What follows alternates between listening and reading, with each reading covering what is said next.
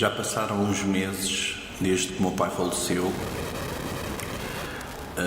Eu ainda não consegui processar, o meu cérebro criou uma espécie de defesa em que não acredita que eu nunca mais vou ver o meu pai, ou muito mais falar com ele. Eu e a minha mãe sentimos muita falta dele. O meu pai fazia-me tudo. Ia-me buscar. O meu pai ia-me buscar ao Lux às 7 da manhã e ia-me buscar ao Bairro Alto às 3.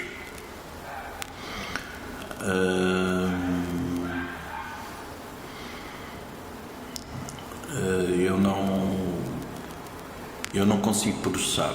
O meu cérebro não entra. O que aconteceu, eu não consigo. Para mim, de facto, o meu pai não faleceu, porque ele permanece dentro de mim e há um sentimento que eu nunca tinha sentido, que é uma coisa muito pesada do que aconteceu, mas o meu espírito está a proteger-se do que aconteceu e sinto que não foi o fim, o estranhamento.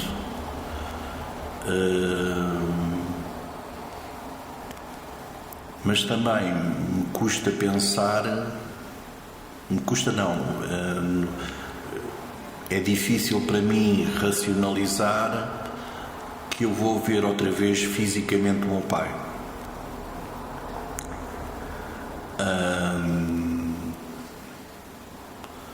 Mas eu defendo, o meu cérebro defende-se e não processa.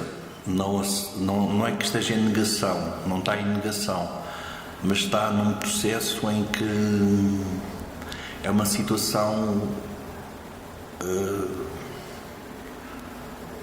diferente de todas as outras que eu vivi até agora.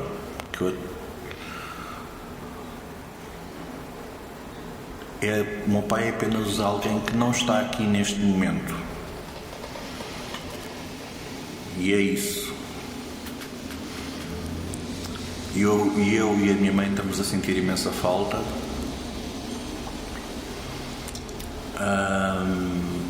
Que ele faz-nos imensa falta. Não só por companhia, estamos aqui os dois sozinhos, estamos aqui os dois. E ele deixou um vazio imenso.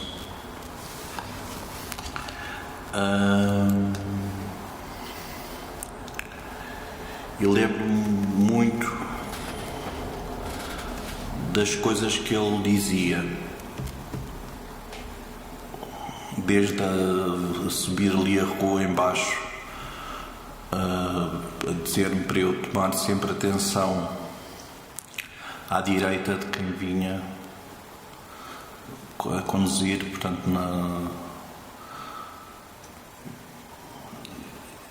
quando passo naquela rua, lembro-me sempre dele a dizer-me para eu tomar atenção a quem vinha da direita,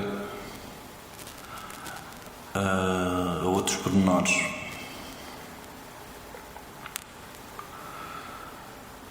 E é uma infelicidade, porque sou só eu e a minha mãe. Porque o meu irmão não conta. Nós estamos a viver na casa dele, do meu irmão. Ele cobra-nos uma renda que é a renda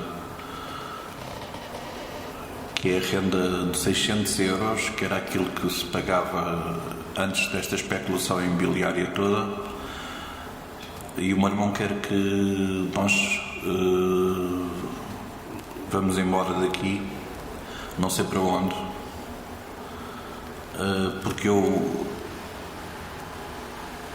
sou uma pessoa que sempre vivi no centro de Lisboa e não me imagino a viver noutro sítio. E, portanto, isto está a ser muito difícil de conjugar. Mas o irmão está uma pessoa cruel.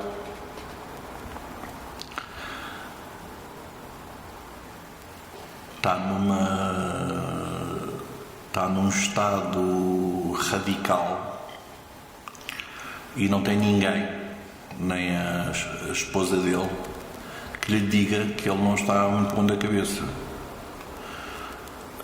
Mas pronto, eu sempre fui o oposto do meu irmão. Ele sempre viveu em concorrência comigo, não sei porquê.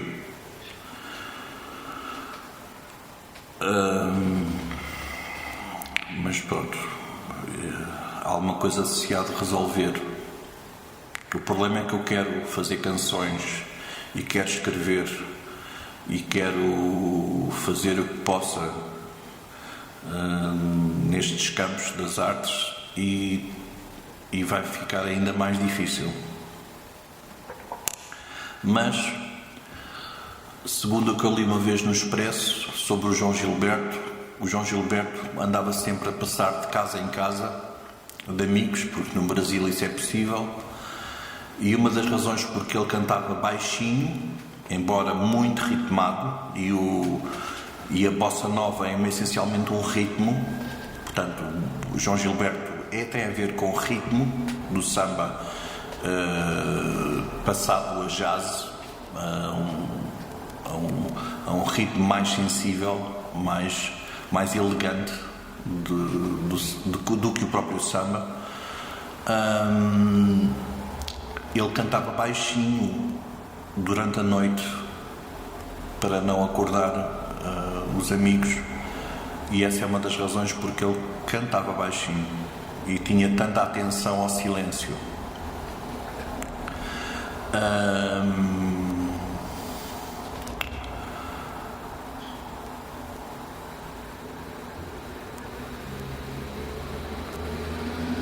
E não sei o que é que vai acontecer. Eu tenho a sensação que o meu irmão é um misto de agiota com egiptólogo. Aquilo é a sensação que eu fiquei desde a data em que o meu pai faleceu até agora. É um misto de o pior dos agiotas com uma espécie de Ramsés dentro dele. E eu disse, e aquilo que mais me custa é que ele não incutiu nos meus sobrinhos o prazer pela cultura.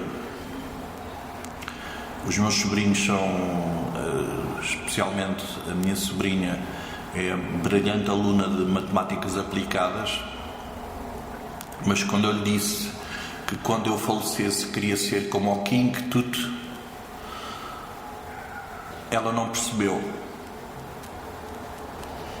E eu acho que existe o mínimo dos mínimos, e nós não andamos, quando andamos na faculdade, não é só faculdade.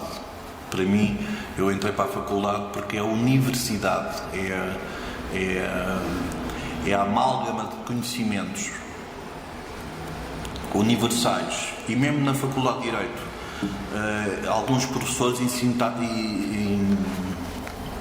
encorajavam-nos a ler muito ficção e literatura. E foi lá que eu aprendi com os meus colegas a gostar de muitas coisas, porque a faculdade tem isso. A gostar de muitas coisas que para mim então não eram assim tão comuns. Uma delas foi o Caetano Veloso.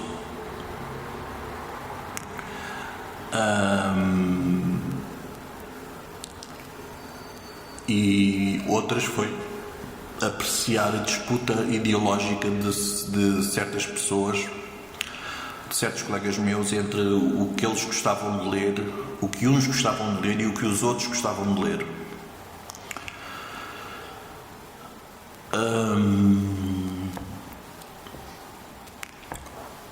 Curiosamente, eu penso que uma das pessoas que me deu um livro aparece com regularidade na SIC Notícias, que é a Raquel. A Raquel foi uma colega minha do primeiro ano da faculdade. que no dia dos meus anos teve a ideia de me oferecer um livro sobre a filosofia Zen. E eu não sei onde é que tenho esse livro, porque tem lá a dedicatória de todos os meus colegas com quem eu me dava naquela altura e que colaboraram para comprar o livro sobre filosofia Zen. E ela, eu penso que seja a Raquel Vaz Pinto. Ela na altura era uma espécie de... Acho que ela tinha um passado um pouco atlético, que se dedicava a desporto. E ela de facto desistiu da Faculdade de Direito. Não sei se é esta Raquel Vaz Pinto, eu tenho quase a certeza que é ela, que das relações internacionais está muito diferente do que ela era. Eu não me apercebi na altura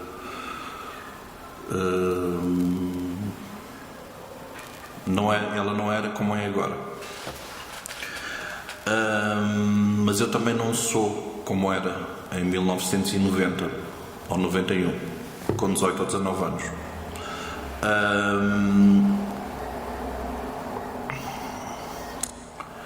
E era muito interessante. Por um lado tinha os colegas que gostavam do Amin Maalouf, e tinha um colega meu que adorava o filme meio homoerótico, e ele não é assumido, que está sempre latente nele, mas ele nunca assume, que era aquele filme No Deserto, o Lawrence da Arábia. Mas ele nunca... E tinha por outro lado os meus colegas que eram mais da área de comunistas e isso tudo, que me passavam livros do Gabriel Garcia Marques e de outros autores. E foi assim. Eu acho que a faculdade, eu digo sinceramente, eu acho que as humanidades, aprender humanidades é muito mais importante do que aprender o resto. As letras, a filosofia, o direito. Tenho muita pena de não ter ido antes para o curso de filosofia na Faculdade de Letras. Era a minha melhor nota no 12º ano, que eu tive 19. E também tive a História também, a nota mais alta, e a Inglês. Portanto, eu era um aluno de Letras. Fui para Direito porque o meu primo andava em Gestão, o meu irmão andava em Economia e eu tinha que ir para um dos cursos clássicos.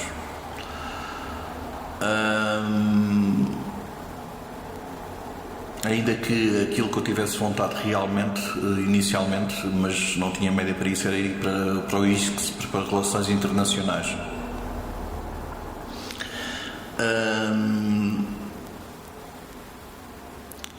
E aconteceu assim. E então eu estou a lembrar-me do ano de 1998, que foi um ano muito importante para mim. Foi o ano da Expo 98, foi o ano em que eu me inscrevi pela primeira vez no centro de desemprego, ou seja, de desemprego, porque tive inscrito durante anos a fio e nunca consegui um emprego através do centro de emprego.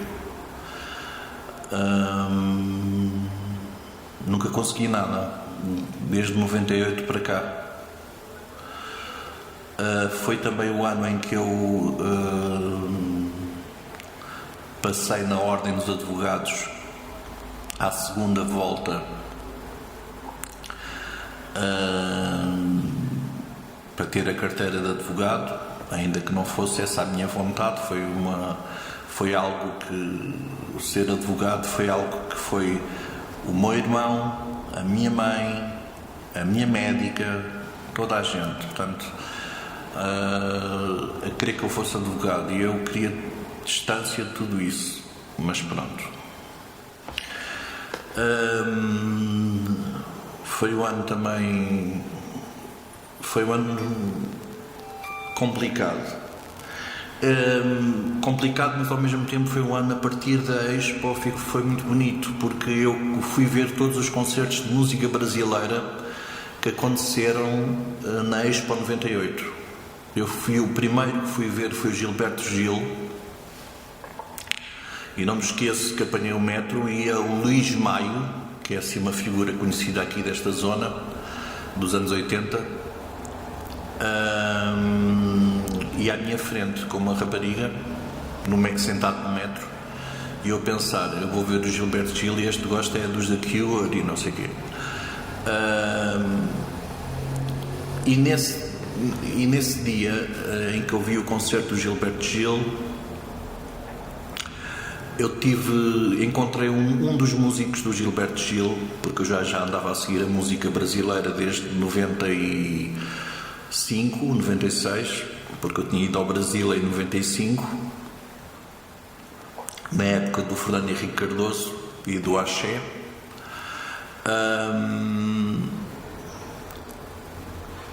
Um dos músicos do Gilberto Gil saiu do palco lá dentro da Expo e disse: olha, se você quer um autógrafo do Gilberto Gil, vai no hotel aqui em frente, que eu não sei como é que se chama, era o primeiro hotel que eles fizeram ali na Expo, que é o pé onde é a Mel. E foi assim, eu saí da Expo e fui buscar o autógrafo do Gilberto Gil. Fiquei à espera, estava lá pessoas conhecidas, aquela que eu mais tarde via encontrar no Bairro Alto, que acho que foi uma das mulheres dele, com o Marcelo Brasileiro, o tal, aquele rapaz que foi o primeiro homem com quem eu tive intimidade, e de facto tive sorte, porque ele era um espetáculo de homem, um homem lindíssimo.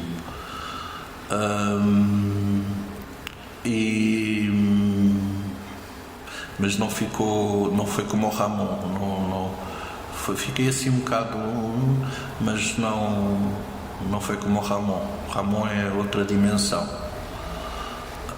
pertence à transcendência mesmo. E depois lembro-me de ir com o meu pai ver a Maria Bethânia. Ela apresentou aquele espetáculo brutal, que é o que eu mais gosto dela, que é o do álbum Âmbar. A música é da Adriana Calcanhoto, a música é Âmbar, e o álbum é delicioso, e assisti a esse concerto, estava cheio. Depois assisti ao Tom Zé com o David Byrne e o Balanesco Quarteto, também foi brutal. Depois estava no Algarve, estava em Lagos, tínhamos alugado uma casa no prédio onde o meu tio tinha um andar. Alugámos lá uma casa, eu, a minha mãe e o meu pai, e como era hábito naquela altura, o meu pai comprava o jornal logo pela manhã, quando ia tomar o pequeno almoço. E que nós comprávamos naquela altura, em 1998, comprávamos era o Diário de Notícias. E no Diário de Notícias, logo pela manhã, vinha que o Caetano Veloso ia estar na FNAC, com o Pedro Abrunhosa e com o cabo-verdiano Paulino Vieira. E eu, como naquela altura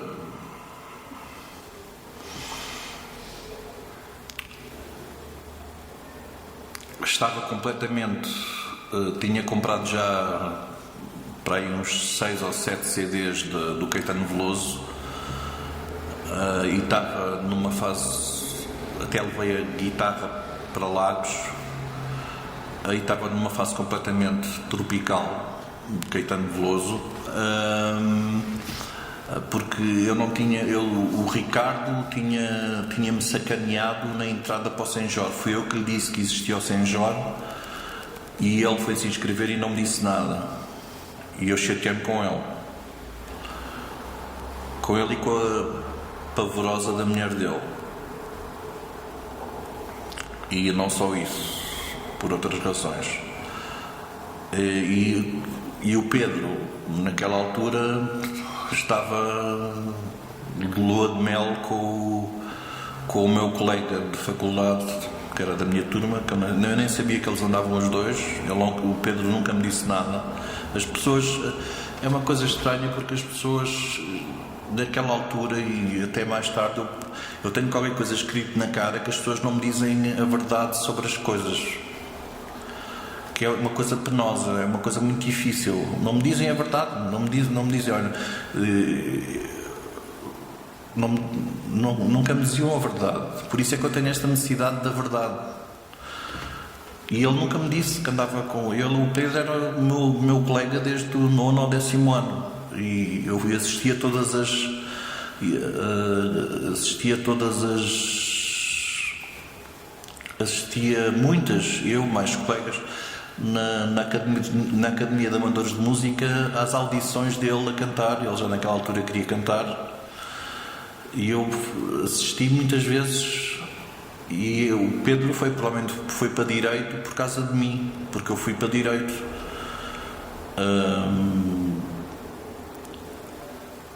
E fui eu que o apresentei a uma colega minha para ir para o coro, porque uma colega minha perguntou-me se eu queria pertencer ao coro e ele estava ao meu lado. Eu disse que não estava interessado em ir para o coro nenhum, e ele estava ao meu lado e disse, mas eu quero ir.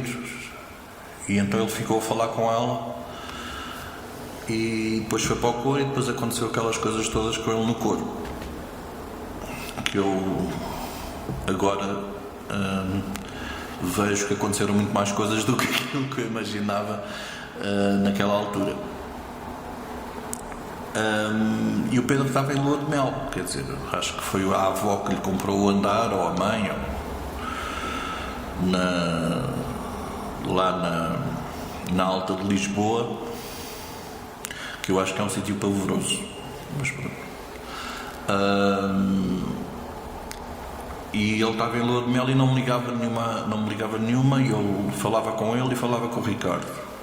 E o Ricardo estava noutra, acho que entrou no São Jorge, teve também a lua de mel com a mulher e fez tudo e mais alguma coisa, porque ele também era uma pessoa que nunca olhou a meios para atingir os fins. Por exemplo, dizia à namorada, à Sofia, para lhe comprar cigarreiras, daquelas quase, não sei se era de prata, mas era quase. Quantos maços de cigarro eu lhes paguei? Da Rothmans, como ele gostava de fumar. E bebidas também, que cravavam imenso.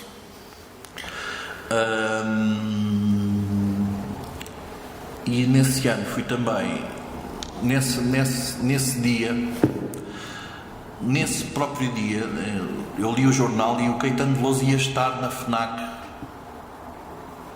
de Lisboa. Só havia também a do Colombo.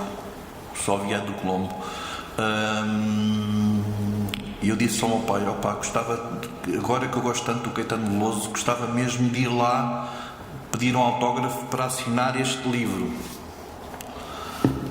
que é A Verdade Tropical, que eu tinha lido, como estava sozinho, tinha lido na passagem de ano, em casa da minha prima Bibi. Tinha lido na passagem de ano, para me esquecer que era uma passagem de ano, de 97 para 98.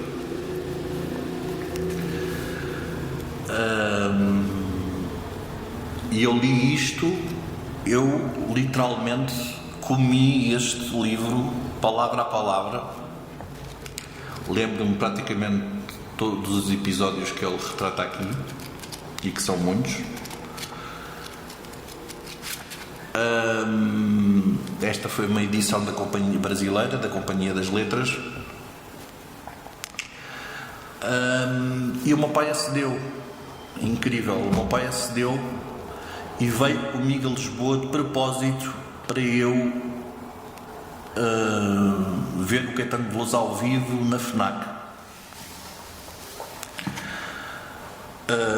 E viemos muito depressa, tanto que quando regressámos foi perigoso porque era de noite e era um trânsito descomunal em julho, acho que era no final de julho, foi no final de julho.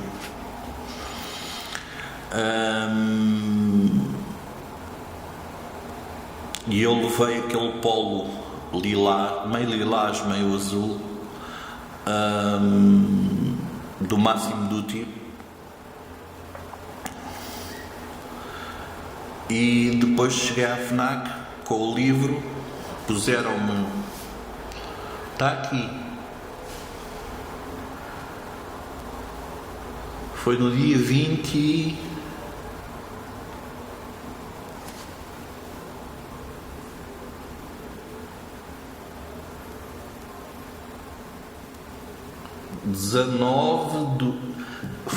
19 de julho de 98. 19 de julho de 98 estava em Lagos e viemos em Lisboa. O meu pai acedeu a vir comigo a Lisboa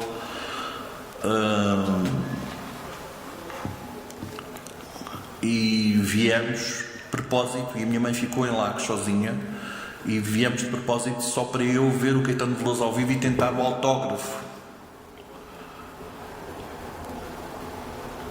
do Caetano Veloso. E estava uma confusão na FNAC, porque estava imensa gente. Estava lá, por exemplo, pessoas conhecidas, que eu me lembro, pessoas conhecidas, estava lá a Margarida Rebelo Pinto, com um homem assim meio estranho.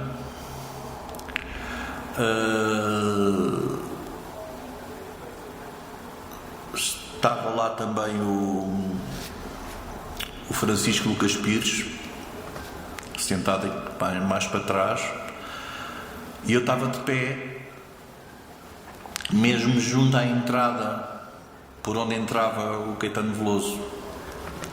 E quando o Caetano Veloso entrou, vinha com o Pedro Abrunhosa, eu não liguei nenhuma, não vi sequer o Pedro Abrunhosa nem o Paulinho Vieira, eu fixei logo o olhar no Caetano Veloso e reparei que o Caetano Veloso olhou para mim e fez assim, rapidamente desviou o olhar, como muito depressa, assim tipo como se estivesse a censurar a ele próprio de me estar a olhar. E assisti, e depois eu, na altura, eu pensava que estava a confundir o Tom Jobim com o João Gilberto, e eu pensava que o João Gilberto estava morto,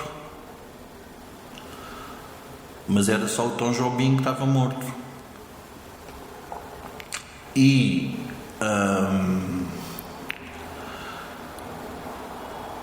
o Caetano Veloso disse que tinha estado em Perugia a falar com o João Gilberto, e eu fiz assim, tipo ele não é pão da cabeça. Deu-me vontade de rir, porque ele disse que tinha estado a falar em Perugia com o João Gilberto. Eu fiquei assim a pensar, a ter vontade, dei um sorriso, porque deu-me vontade de... Ele não está com na cabeça, então o João Gilberto está morto. Porque antes eu tinha comprado na minha Valentino Carvalho das Amoreiras um CD do João Gilberto que tem aquelas músicas, os hits todos, que só durante 2 minutos cada canção. É só um bocadinho daqueles hits todos, do Doralice, esses hits todos. E eu de facto investi muito no violão, descobri os acordes, isso tudo. Foi com o advento da internet ao mesmo tempo, foi no início da internet.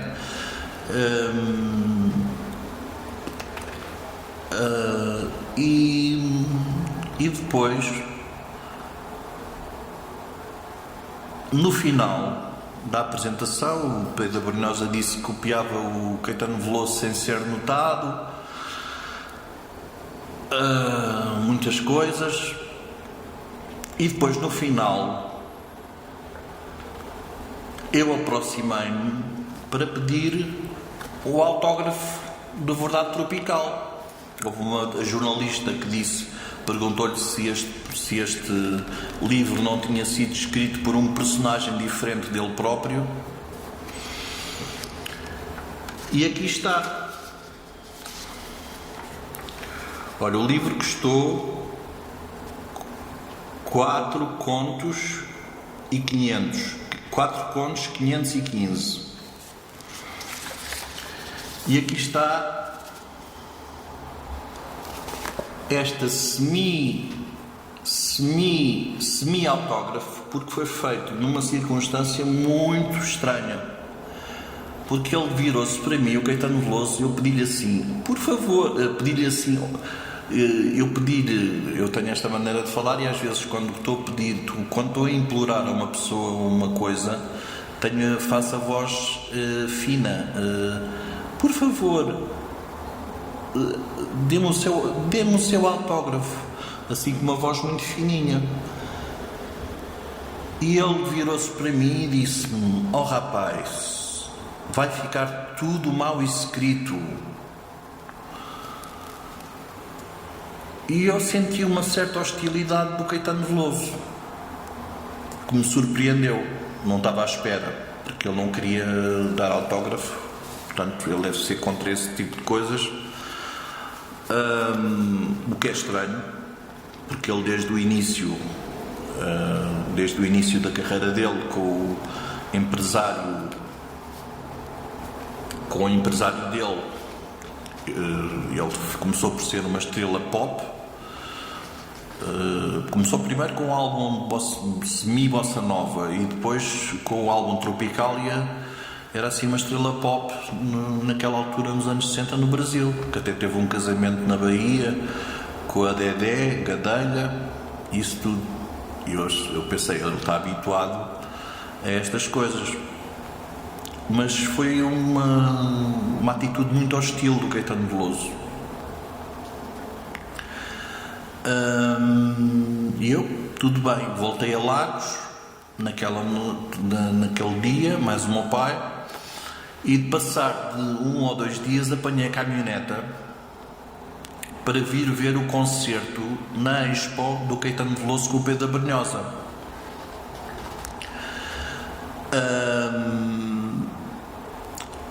E depois, assim que acabou o concerto, consegui apanhar na mesma noite, ainda era no Arco Cego, consegui apanhar a caminhoneta para Lagos.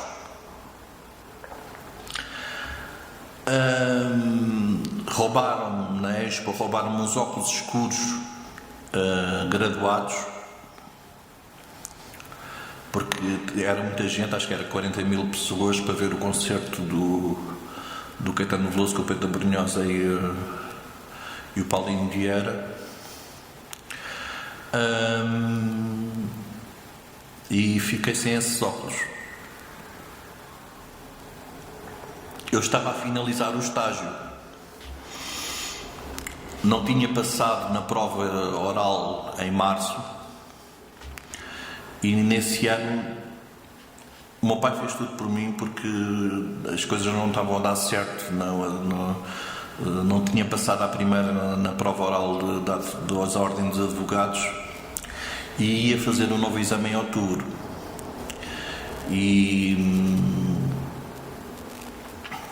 E pronto. E depois vi mais quem? Depois do Caetano Veloso, só voltei a ver no dia final da Expo 98 o Gal Costa. Não, mentira.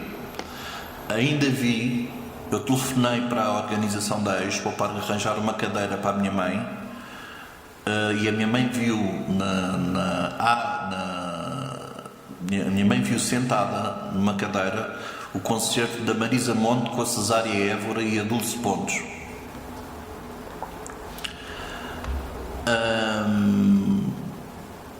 E depois, no final mesmo, no final, é que eu vi a Gal Costa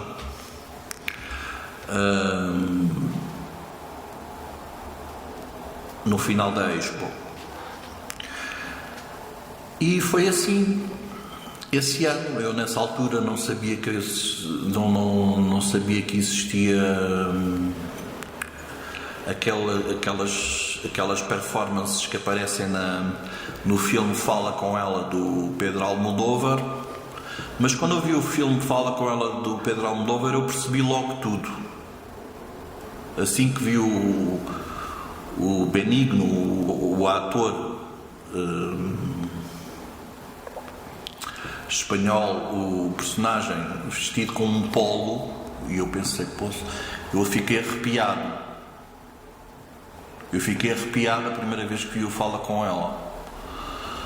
E nessa altura dava o GNT do Brasil e eu seguia na internet as notícias do Brasil e cheguei a ler qualquer coisa que o Caetano Veloso disse no Brasil que tinha visto o filme em Lisboa. Eu vi o filme Fala Com Ela em Lisboa e gostei muito. E eu percebi, eu intuí que havia ali qualquer coisa daquele. E depois voltei a ver o concerto com uma colega minha no Coliseu, já era em 99. Fiquei nas cadeiras de orquestra, ou fiquei mesmo na plateia, mesmo em frente, e ele passou por mim assim a correr. Foi das únicas vezes que eu vi-o a sair de palco nos concertos dele.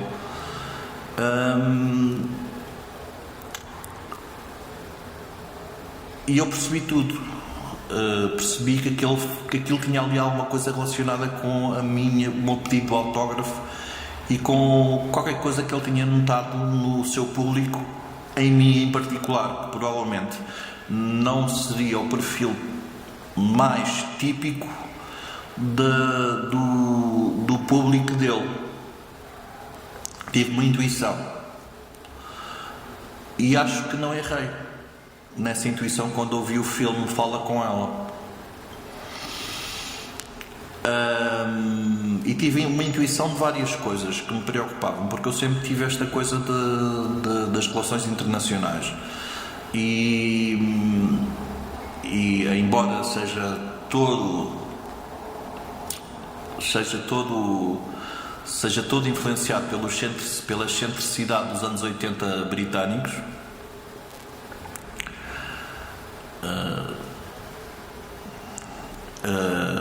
a excentricidade britânica dos anos 80, durante a faculdade a banda que eu mais ouvi foi os R.E.M., ainda em vinil, mas e depois rapidamente o Caetano Veloso substituiu isso tudo, porque eu comecei a aprender as canções dele e foi numa tarde de 96 que eu comprei os songbooks no Centro Cultural Brasileiro do Caetano Veloso e fui descobrindo canção a canção e fui comprando os álbuns para descobrir canções. E uma das primeiras que eu aprendi foi esta: um amor assim delicado, você pega e despreza. Não devia ter despertado. Ajoelha e não reza. Dessa coisa que mete medo pela sua grandeza. Não sou o único culpado. Disso eu tenho a certeza.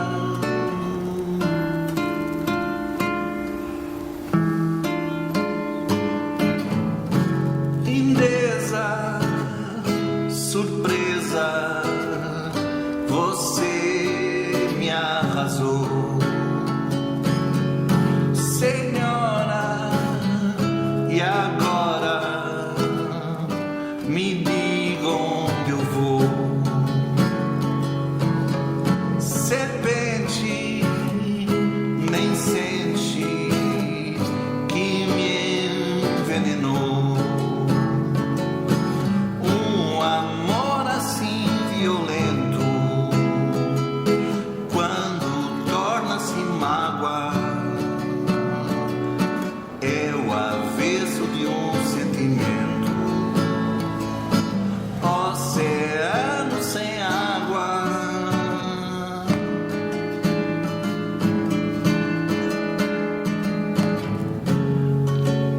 Princesa, surpresa, você me arrasou. Serpente, nem sente que me envenenou. Senhora, e agora me diga onde eu vou. Pronto, este é um dos álbuns, um dos primeiros álbuns que eu comprei do Caetano Veloso, que é o Cores e Nomes, que tem a famosa canção curiosa que eu achei no songbook, Ele Me Deu um Beijo na Boca. E essa canção para mim é um bocado estranha, porque ele no final diz que era um beijo sem desejo. Pronto, e será? Mas pronto. E depois.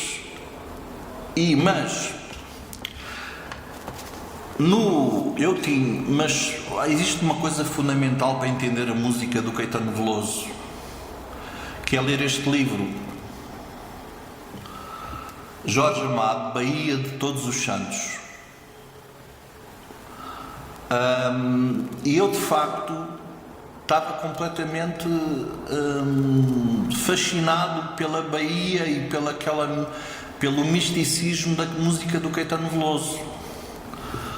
Ele fala aqui, o Jorge Amado, no próprio Caetano Veloso. Esse é o encontro. Ele fala de muitos personagens da Bahia. Tenho que reler, porque é um livro muito interessante. Não sei onde é que está.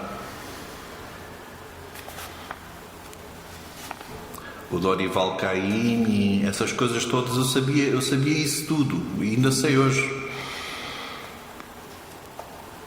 Não sei onde é que está, mas ele diz aqui que o Caetano Veloso é o homem do comício impossível.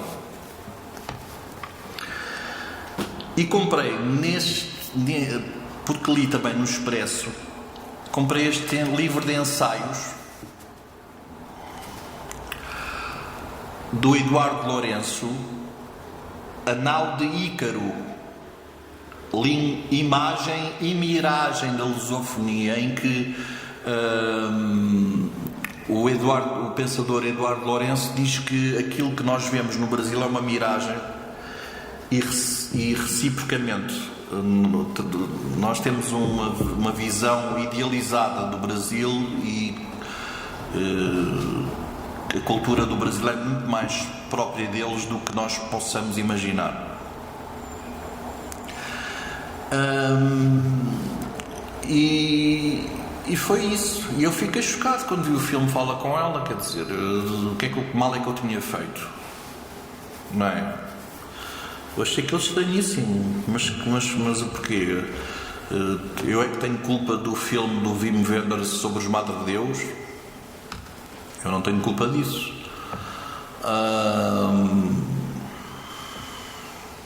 Não sei.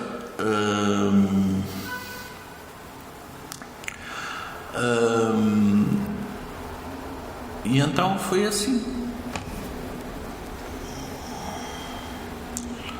Foi assim, mas foi graças a este livro do Caetano Veloso que eu comprei em livro de bolso O Estrangeiro, que é uma linguagem super direta, cheia de significado e sintética, e cada frase é um universo de coisas e são frases curtas e incríveis.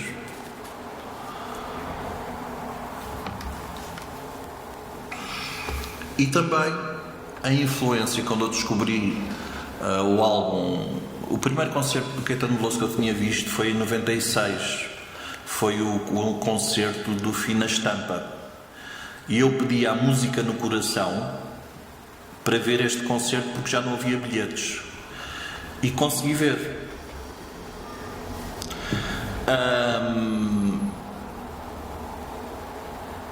E na altura lia também muito Gabriel Garcia Marques, neste caso, este livro é mais tarde, A Memória das Minhas Putas Tristes. Isto é um bocado biográfico. Memória das Minhas Putas Tristes. Como veem, eu tenho muitos livros de bolso. Talvez um dos livros de bolso que mais me influenciaram foi este, do Rainer Maria Rilke, Letters to a Young Poet, que é magistral.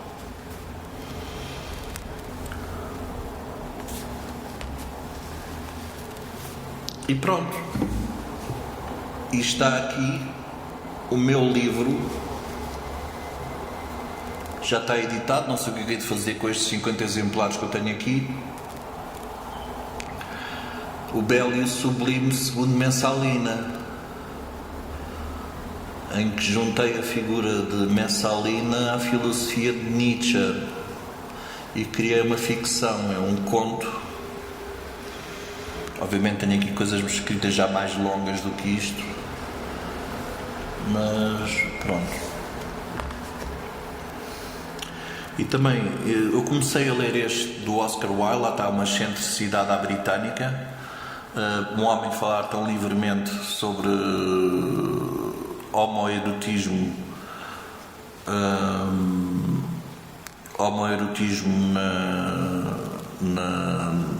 na época vitoriana. Ainda não acabei de ler, mas é interessante, é um tipo de escrita. Eu gosto de prosa poética, e este não é prosa poética, é factual, telling.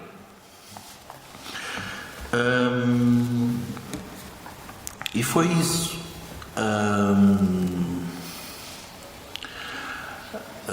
A influência do Caetano Veloso em mim foi brutal por causa de aprender a tocar guitarra.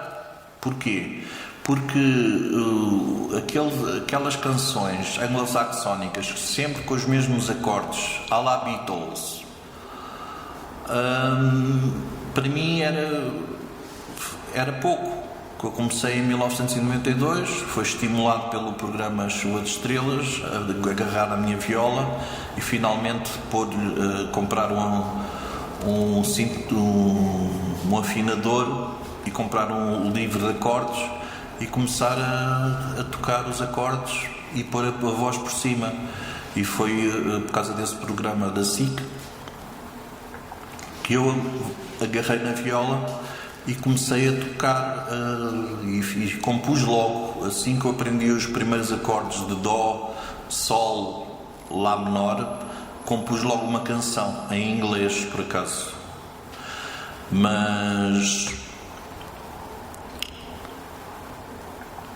E pronto, e isso virou completamente a minha cabeça em 1993 ou 92. Virou logo a minha cabeça noutro sentido, que era o da guitarra e de ser músico, entre outras coisas que eu pudesse fazer. E fui lá em 90 e finalmente, como era uma coisa como a minha faculdade era tão formal, as pessoas eram tão formais, davam-se tanta importância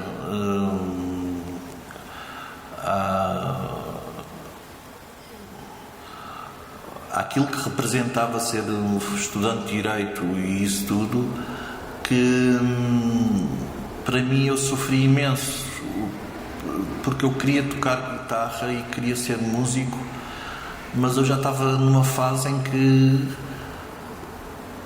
tinha aprendido tanta coisa formal, tanta coisa sobre eu acho que é importante toda a gente aprender sobre constituições, direito às obrigações, direito internacional. É muito interessante aprender esse curso, mas não era o curso para mim. E eu senti muito, foi uma coisa que foi desencarnar do estudante de Direito para passar a ser a tocar guitarra e a cantar. Era uma coisa muito difícil, era uma coisa muito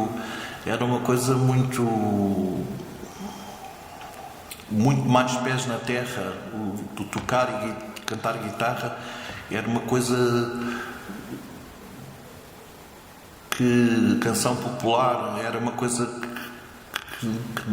que não era bem vista naquela altura. Agora já é o contrário, agora toda a gente quer ser, mas naquela altura era uma coisa que não era assim tão bem vista, porque a música estava um bocado interdita a toda a gente.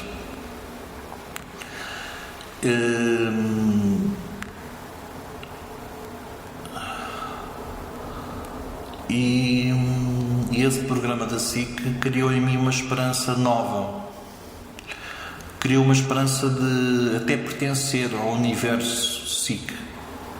Isso eu contei aos meus colegas. É verdade, é mais pura verdade.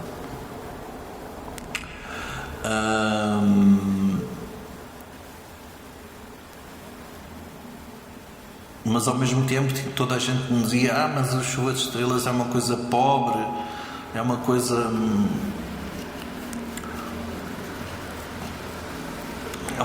que não tem valor. Mas eu lutei contra isso tudo ao aprender a tocar o Sozinho do Caetano Veloso, que foi o sucesso que sai dessa época do Caetano Veloso, quando ele vende 1 milhão de discos no Brasil só com esse álbum ao vivo que tem o Sozinho. E eu aprendi a tocar a música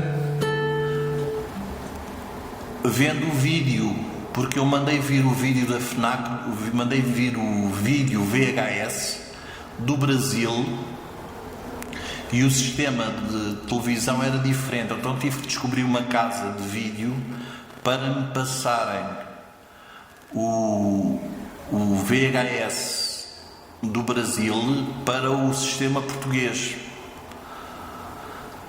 E já, por acaso, deitei fora todas as cassetes de VHS, mas eu tinha um acervo brutal mas agora está tudo na internet. Mas eu aprendi a tocar, a olhar para as mãos do Caetano Veloso a tocar esta canção e a ver como é que ele tocava, e aprendi os acordes. E só que eu fui lá ao Chuva de Estrelas, já me queriam tirar as medidas para a roupa, aquilo parecia tudo muito fácil, e eu fiquei assustado, porque eu nem sequer tinha trazido a guitarra. Se eu tivesse trazido a guitarra, mas para mim era uma coisa muito complicada.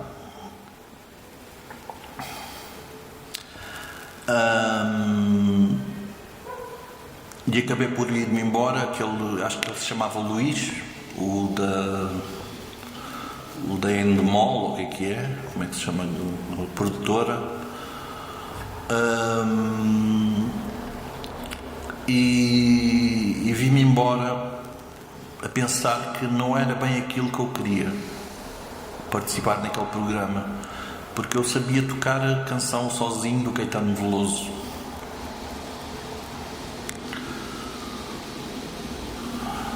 Que é do Peninha, que é de um músico brasileiro. E esse músico brasileiro tem outra canção, além do Sozinho, muito famosa, ou que ficou famosa na voz do Caetano Veloso.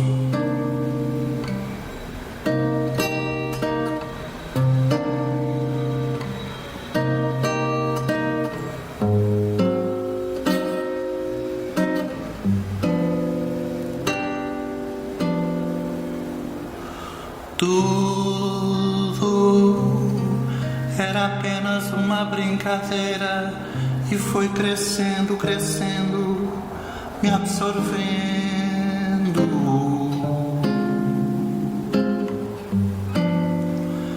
E de repente eu me vi assim, completamente seu.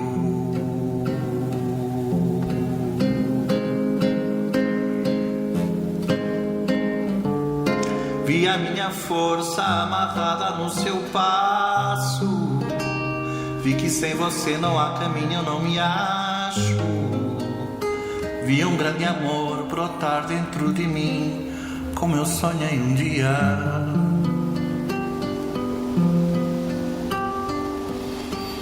Quando o meu mundo era mais mundo e todo mundo admitia.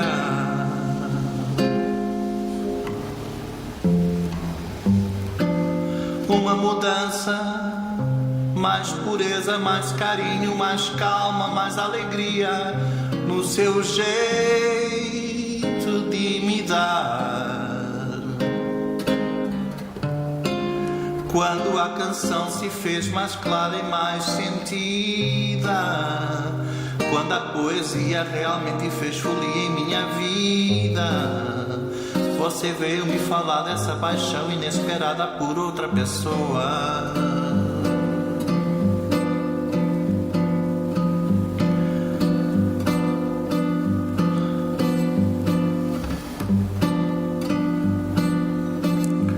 Mas não tem revolta, não. Só quero que você se encontre. Saudade até que é bom, melhor que caminhar vazio. A esperança é um dom que eu tenho em mim. Eu tenho sim. Não tem desespero não. Você me ensinou milhões de coisas. Tenho sonho em minhas mãos. Amanhã será um novo dia. Certamente eu vou ser mais feliz. Quando o meu mundo era mais mundo e todo mundo admitia uma mudança, mais pureza, mais carinho, mais calma, mais alegria no meu jeito de me dar. Quando a canção se fez mais clara e mais sentida, quando a poesia realmente fez folia em minha vida, você veio me falar dessa paixão inesperada por outra pessoa. Mas não tem revolta não, só quero que você se encontre. Saudade até que é bom, melhor que caminhar vazio. A esperança é um dom que eu tenho em mim. Eu tenho sim.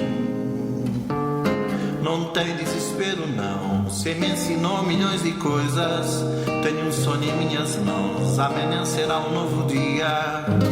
Certamente eu vou ser mais feliz.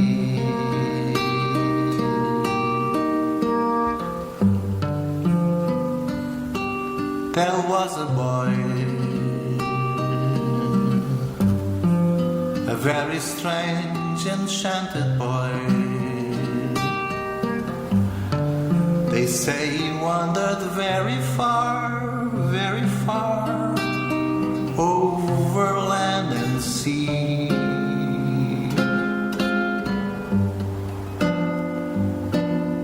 A little shy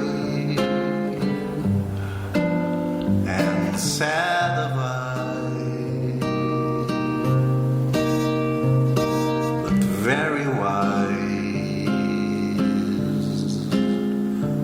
was he.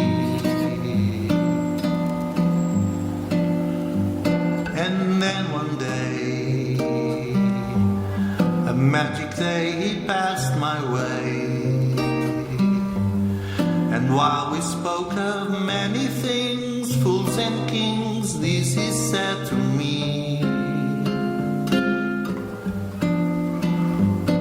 the greatest thing you'll ever learn is just to love and be loved in return.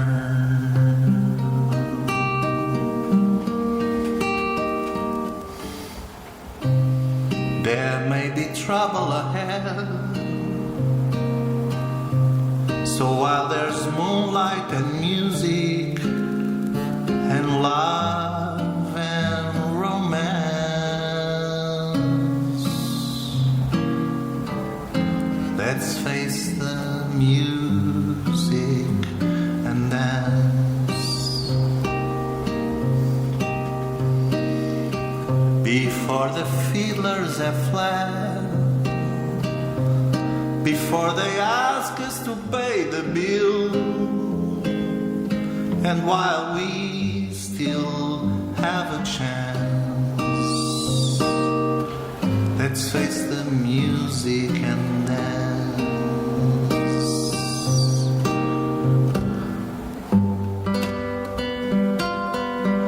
Soon we'll be without the moon, humming a different tune, but then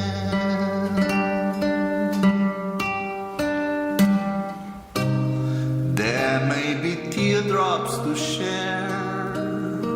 So while there's moonlight and music and love and romance, let's face the music and dance, dance. Let's face the music and dance.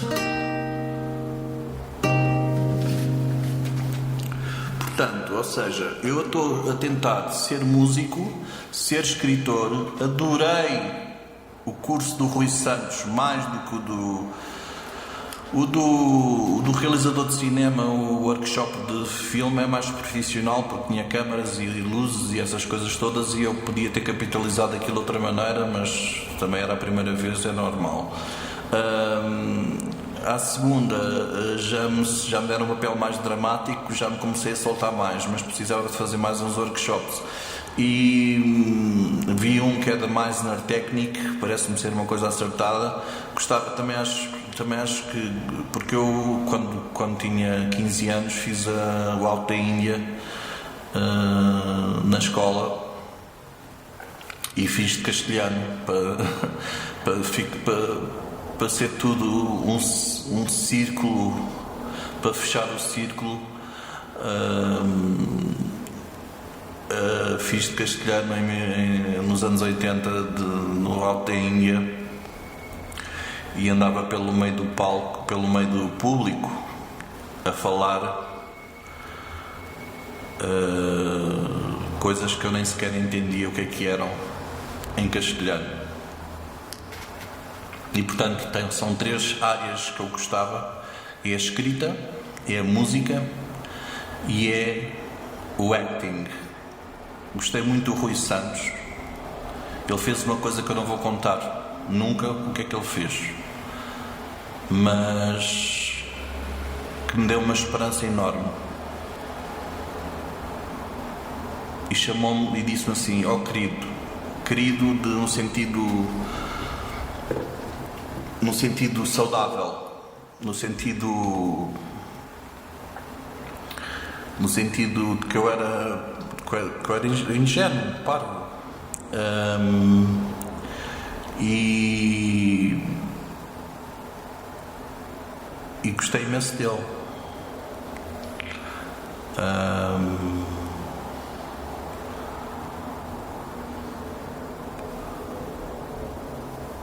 mas eu tenho um longo caminho para emagrecer e para ganhar expressividade, maior expressividade no rosto, tudo isso, mas é uma coisa que eu também gostava de fazer. Portanto, o que eu não gostava de fazer de todo é aquilo que eu já fiz e sinto que não fiz bem. Uma era a advocacia, que eu sinto que não fiz bem. Apesar que a minha colega Cidália me disse que no último escritório em que eu estive a fazer de fiscalista, ela me disse que a culpa de eu ter saído não tinha nada a ver com o meu trabalho. Portanto, foi o tentáculo.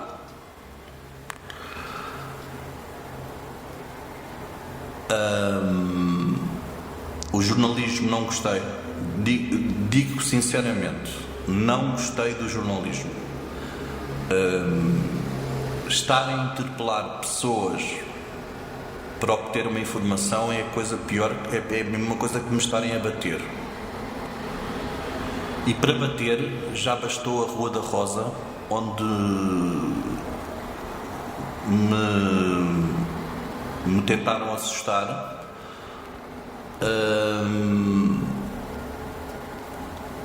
E depois apareceu o Ramon, não sei para quê, só para destroçar o meu coração até hoje.